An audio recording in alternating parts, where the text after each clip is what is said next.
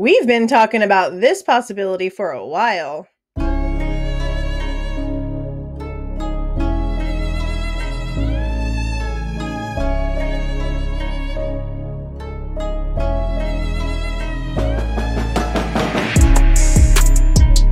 Hey guys, this is Jules with True Crime Reactions. Disclaimer. Everything stated in this video is my opinion and my opinion only. And just like everything else in these cases we discuss here on this channel, everything is alleged.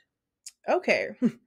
So here on X, Twitter, whatever, there's been an article going around that was written by somebody with the Idaho Statesman. We're going to go over it here in a second. But I find it interesting that this is coming out from mainstream and local, like an Idaho paper is talking about this, all right? Because it has to do with the IGG and how they actually got the match for Bryan Kohberger. And it's always been insane to me, the irony of this, okay? Because whenever we went over the whole pool party scenario, I gave you guys some clips from a neighbor of Bryan Kohberger's, Christian, as I believe his name. He is the one that not only did Bryan Kohberger's father basically ask him, to try to be friends with Bryan, try to get to know him, but they had conversations. They had conversations about genealogy, about the crime itself, and we're going to go over maybe a couple more pieces of their conversations later on. But this right here, this part of their conversation is the only thing that matters for this video. He was talking about genealogy because I was talking about the 23andMe because my sister had just did all that, and then he brought up something similar in his studies that had to do with like being able to catch criminals because of their relatives' DNA. Now, how insane is it that he technically got caught this exact same way that he was talking to his neighbor about? Bryan apparently told the neighbor that he did a genealogy test, okay? Stuff like that is the reason why one of my theories is, what if Bryan Kohberger is just playing a really, really, really long game? All right. And you can go back on my channel. That's never changed. One of my very first videos about this was that Bryan purposely did certain things to where he was the one arrested, but that he still wasn't completely innocent. Like, he's still involved in the situation somehow. I just don't believe that he could possibly have gone in there and done the things that they're claiming that he did in the amount of time that they're claiming that he did it with the circumstances that we know.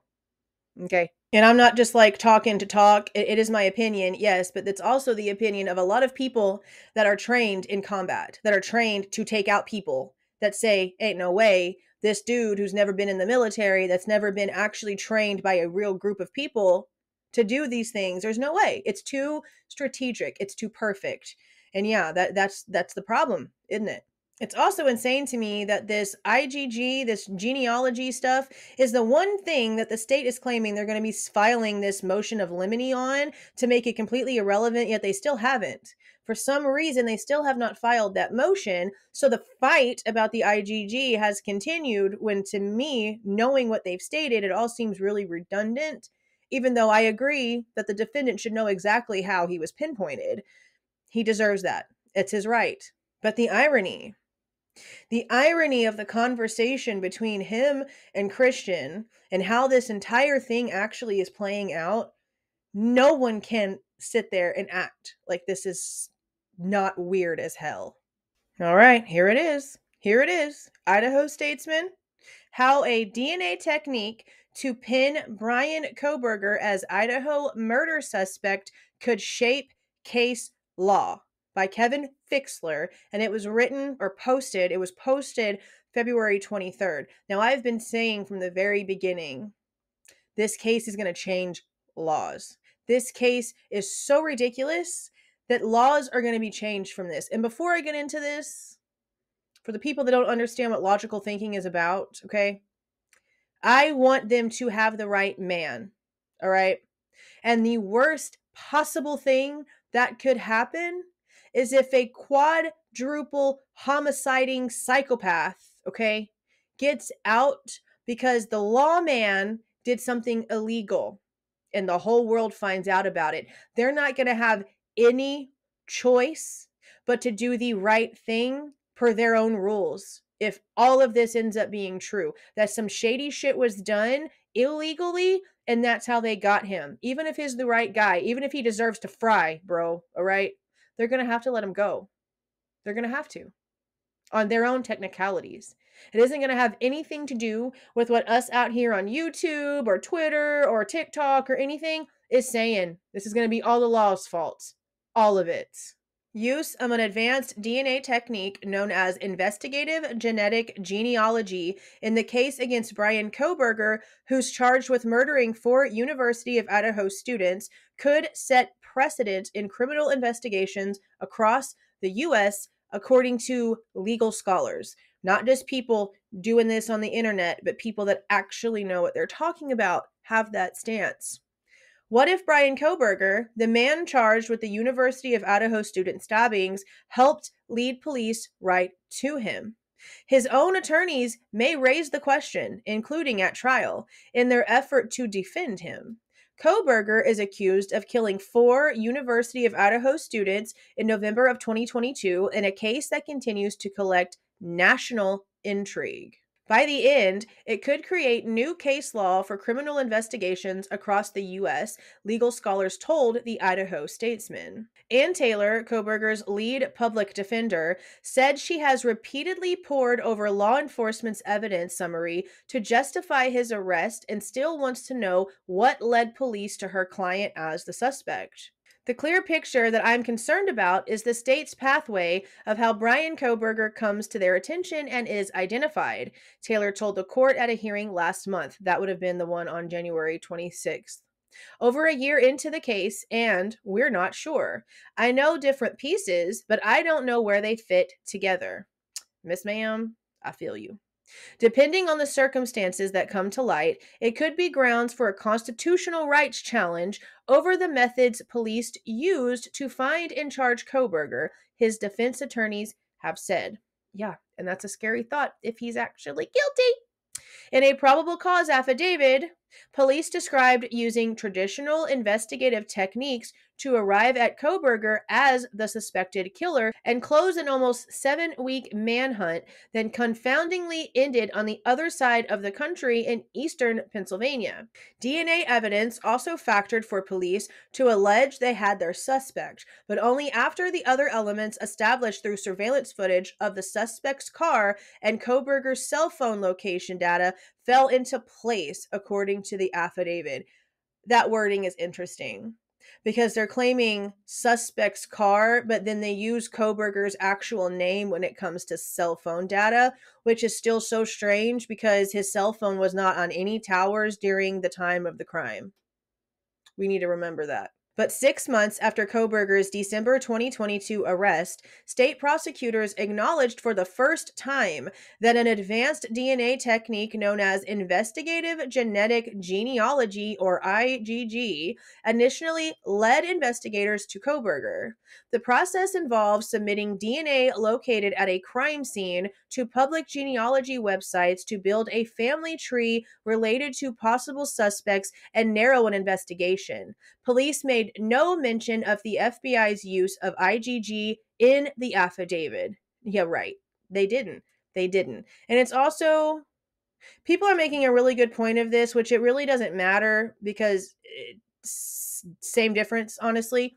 The stuff from Payne and Blaker are not the PCA. The PCA was obtained in Pennsylvania.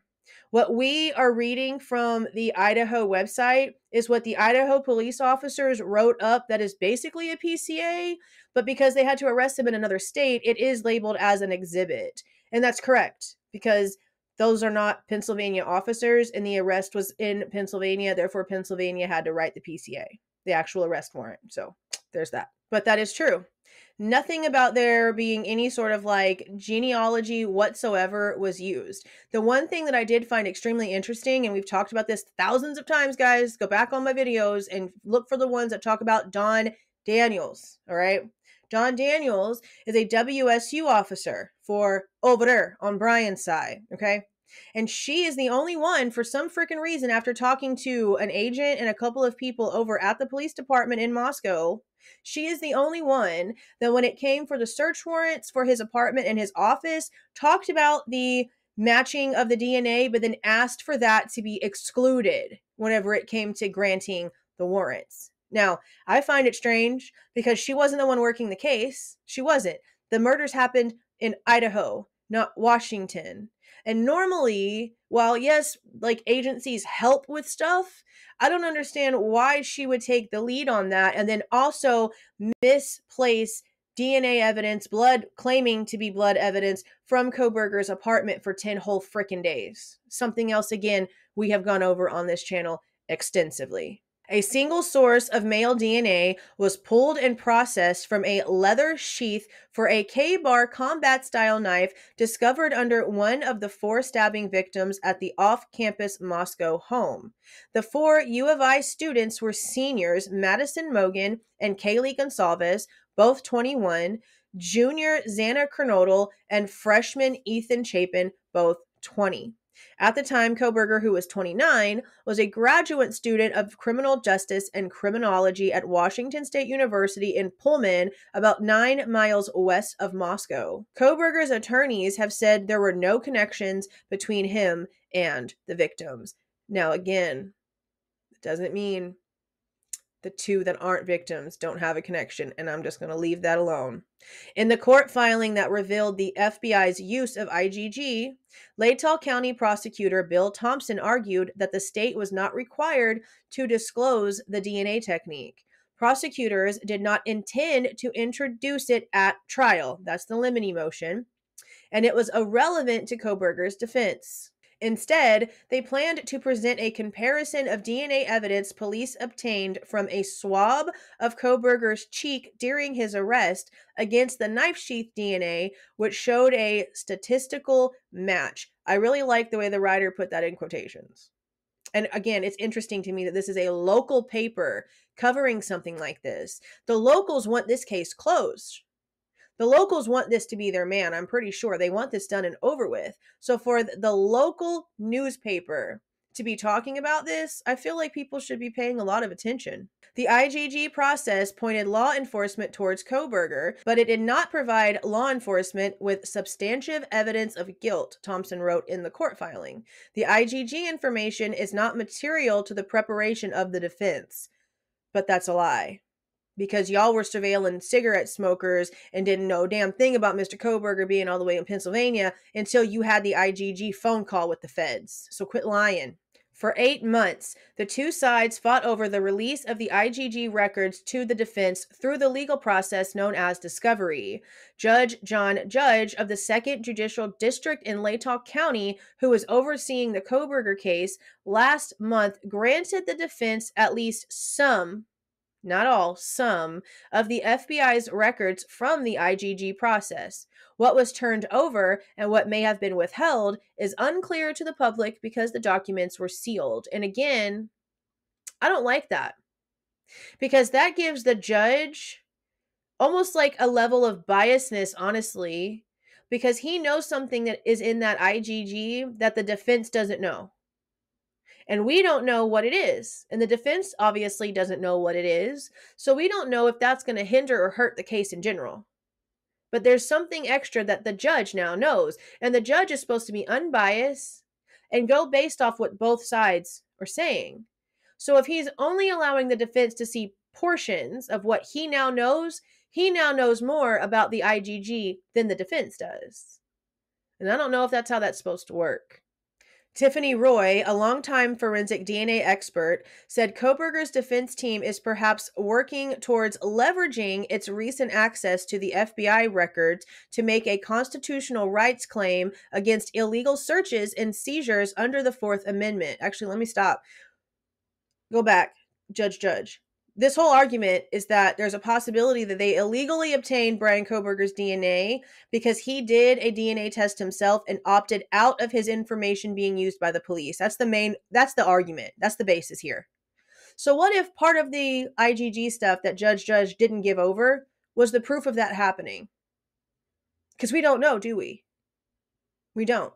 Prosecutors attempt to conceal information about use of IGG to identify a suspect alone should give the public pause, Roy, who also holds a law degree, said in a phone interview with the Statesman. I don't understand the government's argument here, Roy said. You have an obligation to expose every part of your investigation. Yes, you do.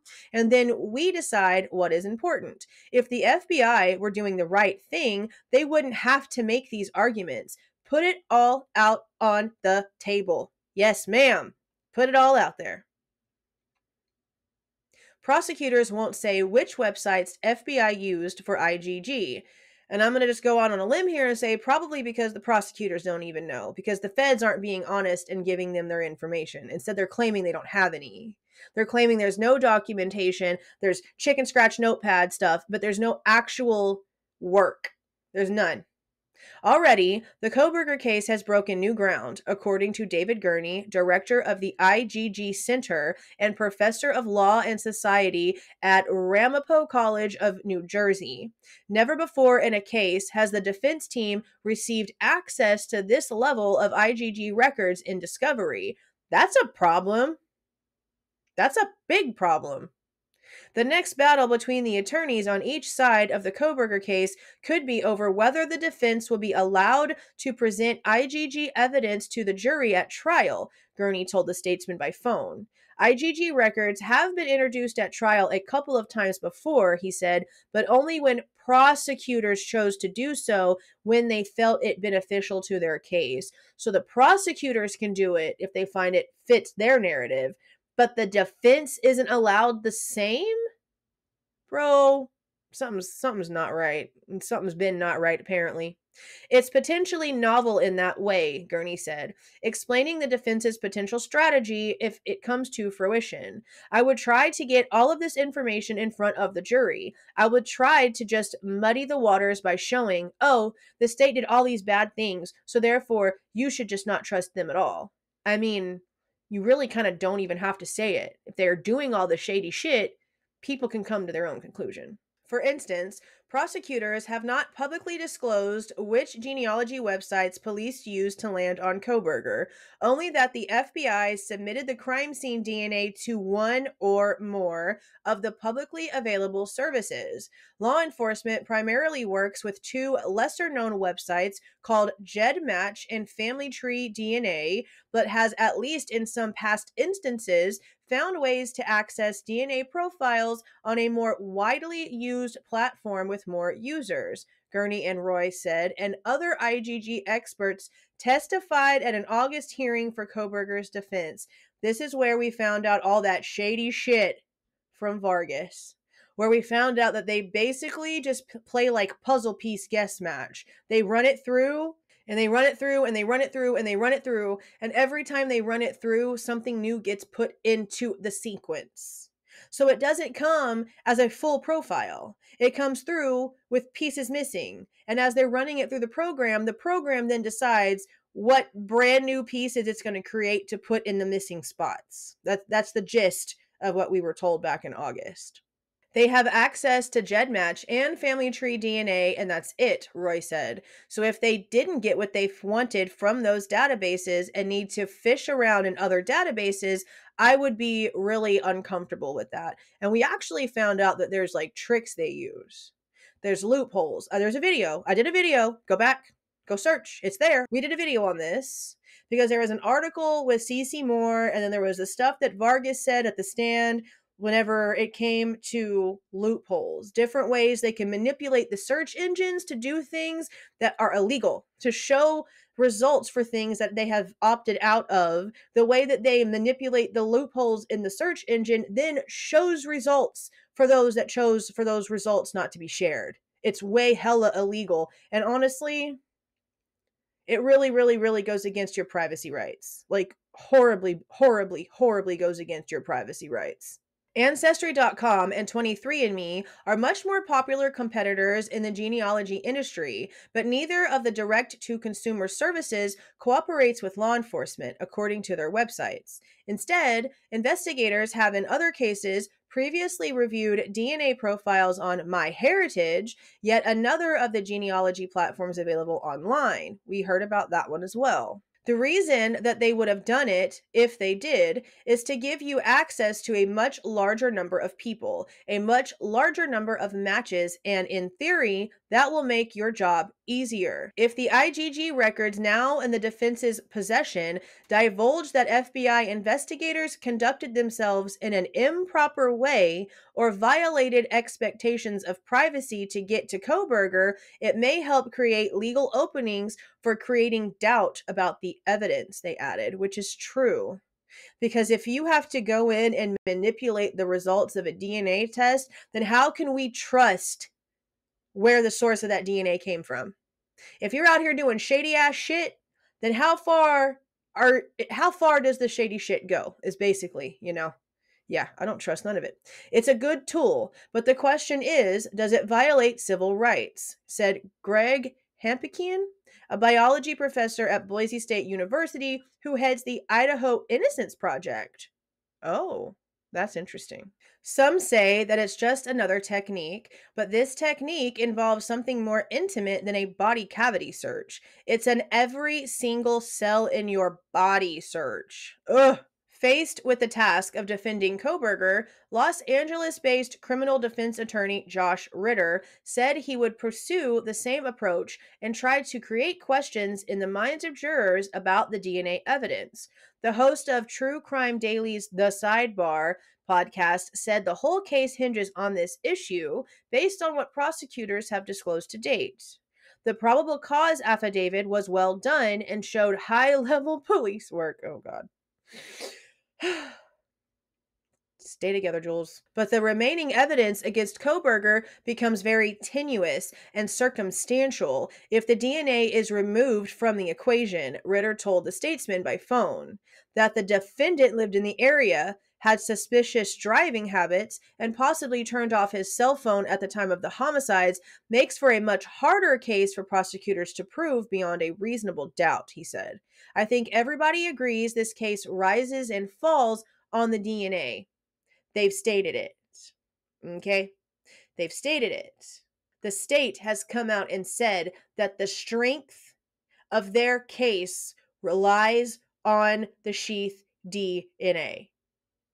That's pathetic. Their ability to match Kohberger to the knife sheath at the crime scene is the seminal cornerstone piece of the evidence. Police also said they linked the crime scene DNA to other DNA acquired from the trash they took from Kohberger's family home in Pennsylvania. The comparison showed that the DNA from the trash was the male suspect's biological father with nearly 100% certainty. The critical role the case's DNA evidence is likely to play is precisely why Kohberger's attorneys have made it a focal point of their pre-trial efforts, several attorneys and DNA experts told the Statesman. Successfully securing the IGG records was the first step. Yeah, but they didn't. Judge didn't allow them to secure all of the records, and considering what could happen here, again, I said it already, that is shady, because that means that there's a possibility that Judge knows exactly that this is true. But so that the defense doesn't find out it's true, he only allowed them some of the work, some of the IGG materials, so that if this is true, they'll never know. At least not from him doing the right thing and handing them over everything as he should have. At the August hearing, Kohberger's defense attorneys told Judge that without the requested information, they couldn't effectively defend their client in his capital murder case, which is freaking true. For example, the defense shouldn't have to take the state's word that Kohberger's DNA was found on the knife sheath. Yeah, duh. Death penalty or not, no, the hell they shouldn't have to just take their word. They should have to show their proof and prove it. Isn't that the whole point? That they have to prove their case? Anyone can come out here and say anything. Us here on YouTube are sticklers for receipts. So if we, the little lay people, have to constantly prove what we're saying, then why doesn't the feds? Why doesn't the prosecution? Why is it only on the little people to have to prove what they're saying? No. The use of IGG and order of events in the Moscow homicide investigation leading up to Kohberger's arrest are crucial to providing a sound defense, they told the court, which is accurate. We can't articulate to you, because of the lack of data, the sequence of exactly how they got to our client and what happened when and in what order, said Eliza Massoth, another of Kohberger's defense attorneys. And if it's shown that law enforcement brushed up against privacy rules in their pursuit of a suspect through IGG, she said, the defense is eyeing a constitutional challenge. Based on legal precedent, criminal defendants do not have privacy rights under the Fourth Amendment to evidence they allegedly left behind at a crime scene. Yeah, I know this argument. I get it, but I don't care because it's their strength. It's how they got to him. Just because he left something behind at the crime scene doesn't mean he's not allowed to know that what they tested off of it actually matches to him.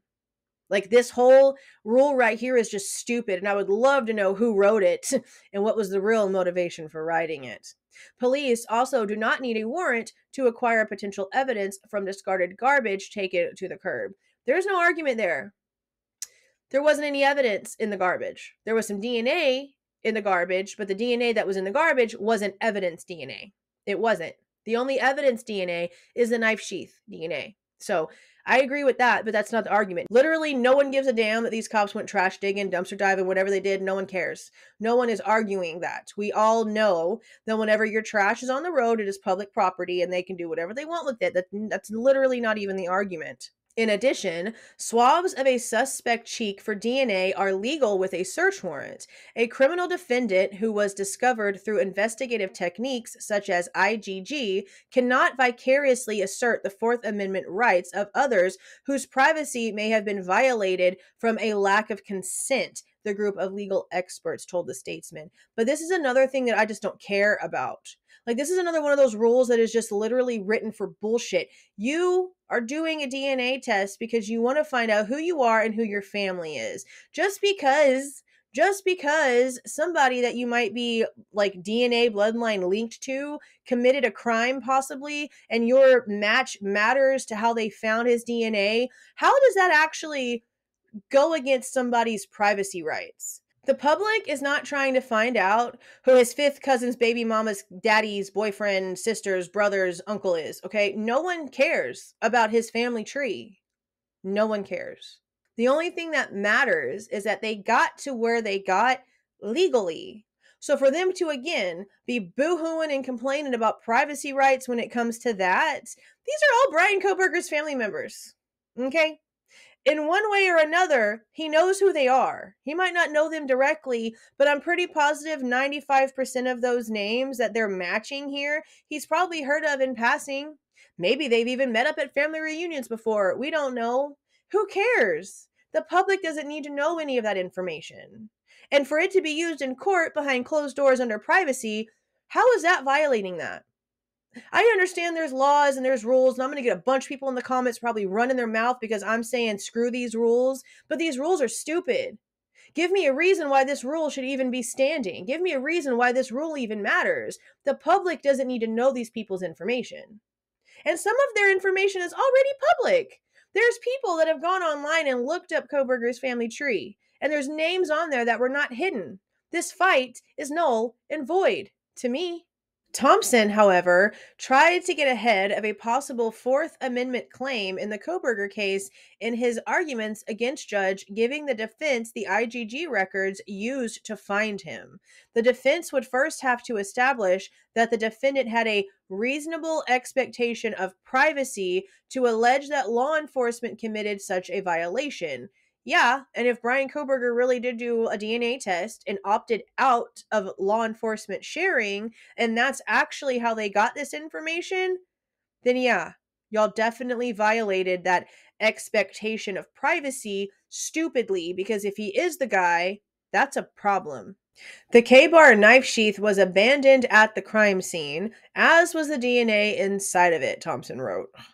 Defendant cannot show that he had a reasonable expectation of privacy in DNA left at the scene of a quadruple homicide or in the genetic information of his relatives who voluntarily provided their own DNA to a genetic genealogy service.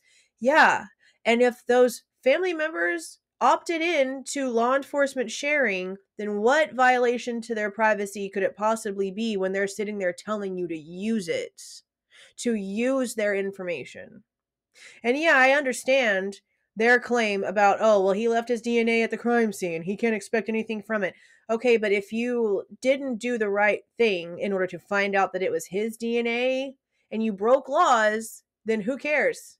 Xana?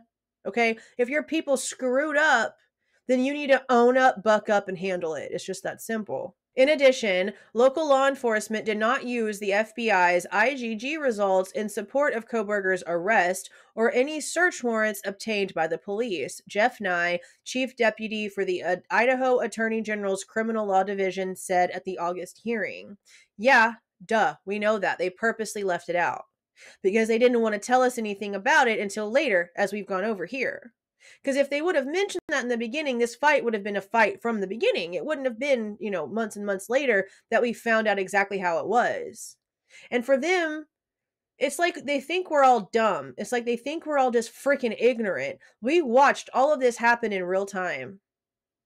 We know for a fact everything we found out later shows they were looking at everybody else but Bryan Kohberger until the FBI called them with this little bitty family tree that they're claiming they told them about. And unless they come out and give us proof, which they're going to have to at trial, I'm going to keep on believing that they didn't even know Bryan Kohberger freaking existed until the cops got the call from the feds. The assertion would seem to target arguments that any evidence investigators produced afterwards is spoilt because it was illegally obtained and therefore inadmissible at trial based on the so-called fruit of the poisonous tree doctrine. Yeah, we've discussed that several freaking times here.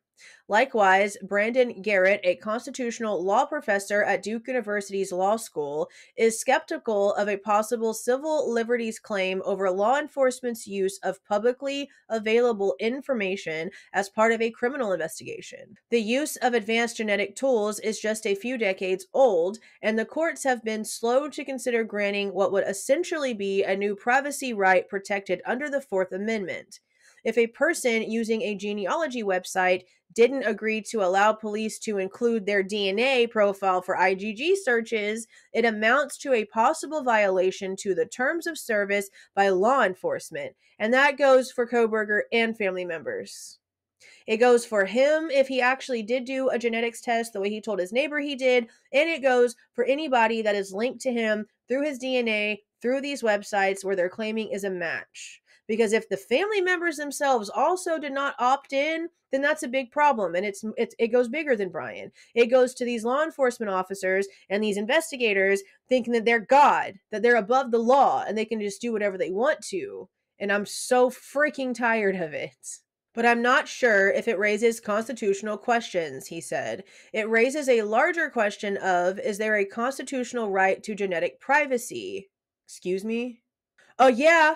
You're not about to just be swiping me and going to cloning me somewhere. Yeah, there's a freaking constitutional right to genetic privacy. What the shit? And we don't have clear answers. I answered it for you. There, I fixed it. We don't know what the courts will do with it, even if it is super interesting and an important problem. Yeah, it is an important problem. I'm not even going to tell y'all where my brain is really just going with all of that stuff about, oh, is there a constitutional right to genetic privacy? That statement right there should scare the shit out of every single one of you. Hey, editing me here. Okay, so I know that I sound like I'm flip-flopped, and I know that sometimes it's difficult for people to understand where my brain is going whenever I say things like this, because I know that I say things that are contradictorial quite a bit, but I feel, and this is just me, I feel like it's because I can see multiple facets of things, okay? So when I'm sitting here and I'm like, it should scare the shit out of you that they have issues with knowing whether or not there's a constitutional right to genetic privacy. Now, to me, when I'm reacting the way that I was just reacting, that's because you're not about to come and take my DNA, my genetics, and do whatever the hell you want with it all willy-nilly. You just not, okay? So to me, there should be definitely genetic privacy rights that are constitutionalized somehow. If for some stupid ass reason at this point, that's not a thing. Okay. But whenever it comes to the situation at hand in this case, I don't understand why it's an issue for lawyers and courts to be able to access things necessary. Privacy rights to me, like, I understand when it comes to like the cops using your information or obtaining your information the wrong way, because that's the whole argument we're having right now. Okay, I understand that. But whenever it's like, it's not you personally. It's not something that you did. It's not something that's going to look bad on you. It's not something that could come and be used against you later. Okay. It's just something that you voluntarily did in order to find out about yourself, and you opted into the information to be shared. Therefore, I don't understand how it's a privacy violation. I understand their point of view to a point until you think about it in the long run. And these people opted into this shit. Okay. They went on these ancestry sites. They uploaded their DNA because they wanted to know what their origins were and if there were other people that they were related to. So if they opted in, what's the problem? And again, I don't even want to know. Like, I'm not one of those people who just wants to know every little detail. This is about what's being done correctly and what possibly isn't being done correctly. And in my opinion, it is the constitutional right of the defendant to have access to everything that's being used against him. And if the defense is having to hand over a bunch of like information about Bryan Kohberger's alibi, and he has to validate his alibi, because we already know from the last hearing they're working on gathering more information on said alibi, meaning they're probably trying to get timestamps, security footage showing where his car is. They're probably trying to validate it wasn't him by putting things together. So if they have to show the prosecution every little detail for the reason why their client is innocent, then why doesn't the prosecution have to do the exact same thing when it comes to proving that the client isn't innocent, that they're guilty? And the statement in this about how the prosecution is really the only side that ever presents the kind of DNA stuff. How many people have been convicted on false DNA work because the defense was not legally allowed to double check it for validation? I hope you guys understand my difference. At the August hearing, Judge prodded the defense on the relevance of the IGG records, including a hypothetical situation where the FBI was found to have skirted the rules to arrive at Kohberger. He questioned whose constitutional rights would have been violated in the circumstance. I don't want to get into a Fourth Amendment issue here. I think that's a gray area for sure, Judge said. What it suggests is that folks should probably be cautious about sending their spit to some corporation. No shit. But I don't know how much that's going to bear on what ultimately happens given the sequence of what happened with Mr. Kohberger. After police found the knife sheath, the Idaho State Police Crime Lab in Meridian located the DNA on its button snap, the affidavit said. Actually, it didn't state the Meridian location.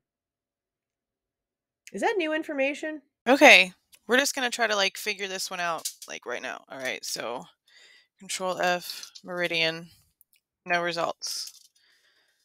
Lab. Okay, well, it goes like right to it. Okay, let's go to the first one first. Okay, first. Okay, the Idaho State Lab later located a single source DNA. All right. Now that's talking about the grub truck being available. And then evidence from the trash can being sent to the Idaho State Lab. Yeah, I'm pretty positive for the most part. A lot of people have been thinking this entire time that it was the lab in Coeur d'Alene. So I think Meridian is new info. If true info, it's new info. Let me know if you heard that location before, because I don't think I have. No matches were found in the National Criminal Offender Database, so the DNA was sent to an unidentified private lab to begin the IGG process. That would be Othram. Yeah. That lab is believed to be the Texas-based Othram, which Idaho State Police said has maintained a contract with the state for forensic genetic work, including IGG, since summer of 2021. The defense has twice said the private lab was Othram, though prosecutors have never confirmed the name of the lab involved, and Othram has not responded to Statesman's request for comment. Of course not. I'm sure the feds told him to shut the F up. Law enforcement working the Kohberger case decided the FBI would take over the IGG process, and investigators began building family trees to try to get to a suspect. The FBI then sent a tip to local police to investigate, but produced limited records in the process and removed the DNA profile from the genealogy websites they used per the Department of Justice policy. And this is where I get mad because people keep claiming, oh, the Fed sent the tip. Oh, the Fed sent the tip. No, I don't give a damn what they're trying to classify it as. And again, we've discussed this here. If the FBI told Othram, stop every damn thing, don't touch any freaking thing else, and send me everything you have right now, we're taking over, what they got to is not a tip. It is part of the active investigation. That's just logical freaking thinking there, bro. Nonetheless, Judge at least partially awarded the IGG records to Kohberger's defense team. Ritter, the Los Angeles-based criminal defense attorney, said the decision prevented a possible Constitution challenge under the 14th Amendment over alleged due process violations from prosecutors refusing to turn over records showing how police came to suspect Kohberger. The state's argument that the IGG investigation is wholly irrelevant since it was not used in obtaining any warrants and will not be used at trial is well supported. It's not well supported until they file the motion of limine. Until then, no. Nonetheless, Kohberger is entitled to view at least some of the IGG information in preparing his defense, even if it may ultimately be found to be irrelevant, which it's only going to be considered irrelevant if they file the motion of limine. But considering the fact now that the defense has some of it, couldn't the defense still bring it up like they mentioned earlier in the article? It's usually the prosecution that will present IGG information at trial because it fits their story. But if the defense has some of it and it fits their story, can't they do it even if the state files the limine motion? I need a friend that's a lawyer. A pretrial hearing is scheduled for Wednesday in Moscow to clarify how the defense may use the IGG records, including which experts may review them. That's this Wednesday. February 28th. Still, another scenario could exist. The FBI may have used the crime scene DNA to conduct an IGG search and instead landed directly on Kohberger's own DNA profile on a genealogy website. Ostensibly, this would give them a direct hit for the possible suspect. Kohberger, more than a year before the U of I student homicides, told a fellow WSU graduate student. Okay, so if you guys saw my community post earlier today, then you guys already know this, but I recorded this video, all of me in my skull sweater, that was yesterday. It was super late. It was obviously, this is a long freaking video, okay? So it was going to take me just way too long, so I decided to make sure it was posted today. Well, this morning when I got up and I sat down, I was thinking about it because it kind of it bothers me whenever details are wrong. I don't like having details wrong that are proven facts, okay? I can have a wrong opinion. That's totally fine, okay? That's totally fine. But a fact is a fact is a fact, okay? It was bothering me. I emailed the dude, okay? I emailed the author of this article, and I said, "Good morning. My name is Jules, and I run the True Crime Reactions YouTube channel. I have questions about the below insert from your article regarding the IGG material.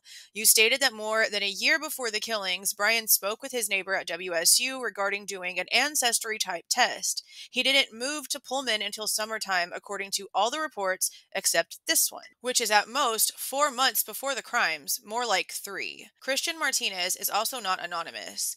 He spoke openly and with his own face on a Law and Crime episode regarding this, the pool party, and the fact that he and Bryan discussed the case in a strange conversation. I'm reviewing this article on my channel today as I've discussed these same issues pretty much all year when it comes to this IGG mess and would like some clarification on these misconceptions if you could." And I added a screenshot of the portion that I just read because it was wrong. And he was cool about it. He wrote me back and he said, "Good catch on the timeline. I'm not sure how I mixed that up. That instead should have read said Kohberger, in the months before the U of I student homicides, told a fellow WSU graduate student, etc.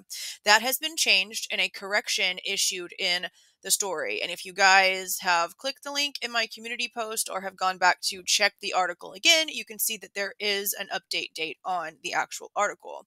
He then goes on to give me some interesting information, because up until now, we've pretty much been under the assumption that Christian Martinez, again, the man that I've shown you several clips of in different videos now at this point, was the only neighbor that Bryan Kohberger talked about this with.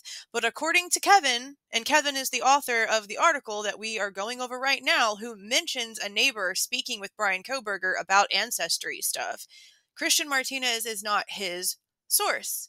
He says right here, oh, if my whole freaking mouse was right there. Okay. He says right here, as for Christian Martinez, I never spoke with him. Here is my original story on the topic. And this is where he talks about his other source, because he states, my source is and remains anonymous per that agreement. Martinez was not my source for this information, even though I see that he mentioned recalling a similar discussion with Kohberger to Law and Crime in March of 2023. And then he added the same link to the video where I got my information and clips of Christian. So this would mean, just like I stated in my reply here to him, that there's two different neighbors, at least at this point, that have openly come out and stated that they talked to Bryan about this ancestry stuff. Now, anonymous sources are not always the best whenever it comes to stuff like this, especially with the irony of the situation at hand. Okay, but for the time being, this reporter is claiming that a completely different person at the apartment complex also talked to Bryan about the ancestry stuff. So he talked about his ancestors. The neighbor said in an interview from the entry of his apartment, he had some sort of DNA test. I don't know how he got to that point. It was just interesting to him. Suddenly, the possible constitutional implications would no longer be about the DNA left at a crime scene or the rights of those genealogy website customers who didn't agree to allow law enforcement to access their profiles for use in a criminal investigation. Under this potential scenario, Kohberger himself would not have consented for his DNA profile to be used in such a way. I think the scenario could be really interesting from a constitutional perspective, he said. It's not clearly a vicarious claim because it's him making a claim for himself.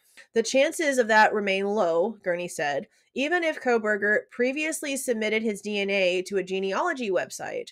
Most people either use Ancestry.com or 23andMe, which law enforcement can't access, and requires customers to use each company's proprietary testing kits. They also don't cross, which is something else that we've talked about here, that 23andMe, like, okay, I have a sister, okay? She's done one because she's interested in that kind of stuff. I don't ever want to do it, but she's done one. I don't remember the company that she used, okay? But let's just say that I decide to do one and I use the other company. Let's say I use Ancestry.com, but she used 23andMe. We will not be each other's results. Results for our DNA matching as being siblings, no, the two websites do not cross. But other possibilities remain, he acknowledged. Kohberger could have downloaded his DNA profile from either service and then submitted it to GEDmatch or Family Tree DNA, but still not agreed to allow law enforcement to use it in its investigations. Thus, the potential constitutional claims for a criminal defendant. And that's another thing. It doesn't matter like which platform you use for that. There's stuff like this, GEDmatch or Family Tree DNA, where you go and you upload your own results, because everyone can. Anyone that uses any sort of platform for their genealogy stuff can then take their results and load it in there. And that's the only way that you can get cross results from different platforms. But it's not because of the platforms themselves. It's because a human went in, took their own stuff, and then uploaded it onto this other portal. It's never happened in any case that I'm aware of, Gurney said. We've had cases where there's a sibling or parents or something, but no one that I know of in this field has ever encountered a violent criminal who was so stupid as to upload their own DNA into any of these databases. Bro, I know, right? I know, right? In yet one other scenario, Kohberger could have originally sent his DNA to MyHeritage to produce a DNA profile. FBI investigators then would have had to upload the crime scene DNA to the website while conducting an IGG review against the terms of service, but as the federal agency has previously been known to do, Gurney and Royce said, and landed on the exact match for the suspect. I think it would be unethical, Gurney said. It would be something that I would strongly urge them not to do, but it's not illegal for them to access MyHeritage database if that's indeed what happened. Even so, Ritter saw the possible constitutional implications if the FBI did violate MyHeritage's terms of service, which in turn could be argued also violated Kohberger's Fourth Amendment rights. Defense attorneys, he said, might be able to argue that it wasn't only the use of his own DNA profile that infringed on his expectation of privacy, but also the use of his DNA's connections to relatives, which also would identify him based on the agreement he struck with the genealogy company when he paid for the service. It might be a devil's in the details situation, he said. It raises the question, is the FBI operating in that gray area and using this website that people believe has their information and is being protected from law enforcement when really it's not? Duh. That's what the feds do. They do everything in the frickin' gray area. He does have a direct expectation of privacy. And what is that expectation? And is that outlined on that website clearly enough that he had an expectation, not only his individual profile, but any kind of collateral revelations from that DNA? All of these things. We've talked about all of these things, all of these possibilities. And people seem to forget a lot of things that happened in the very beginning because we all get so consumed by just trying to find out exactly how this one person connects to these 4 lives that were technically all leading different lives. And the only connection to those 4 people are the fact they were all in the same house, because one of them didn't even live there. They were just there at the same time. That's it. So we get so, lost. It all gets lost. But this is important. This IGG thing is probably one of the most important parts of this entire case. I don't even know what to think, honestly. I mean, I've thought about it. I've thought about this for a long time. We've all thought about this for a really, really long time. I just hope... Okay, this is the only thing I can hope for, okay?